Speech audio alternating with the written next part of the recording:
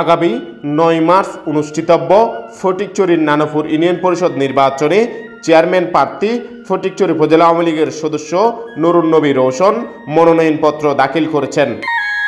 12 ফেব্রুয়ারি সকালে বিশাল মোটর শোভাযাত্রা নিয়ে চেয়ারম্যান পদপ্রার্থী দানশীল ব্যক্তিত্ব নুরুন নবী রোশন ফটিকছড়ি রিটার্নিং অফিসার উদয় কুমার ত্রিপুরার কাছে মনোনয়নপত্র জমা দেন। এই সময় উপস্থিত ছিলেন চট্টগ্রাম উত্তর জেলা আওয়ামী লীগের সাবেক শিল্প ও বাণিজ্য সম্পাদক ফখরুল আনোয়ার, সাবেক সদস্য সৈয়দ মোহাম্মদ বাকের, উপজেলা আওয়ামী লীগের সহসভাপতি সাদাত আনোয়ার সাদি, বিশিষ্ট ব্যবসায়ী মোহাম্মদ আইব আলী, সৈয়দ মঞ্জুরুল কাদের আরও অনেকেই।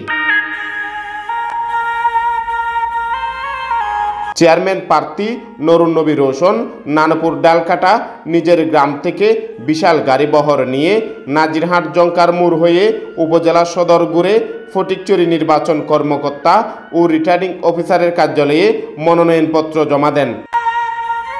রোশনের সমর্থনে নানপুর ইউনিয়নের ৯ ওয়ার্ডের হাজারো মানুষ একত্রিত হয়ে মনোনয়ন জমাদানকালে উপস্থিত ছিলেন।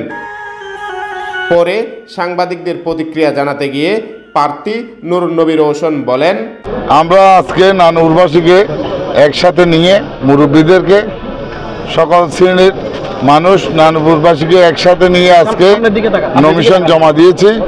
আমার লক্ষ্য উদ্দেশ্য হলো নানুরবাসীর যে মনের আশা, নানুরবাসীর যে উদ্দেশ্য আমারও সেই উদ্দেশ্য।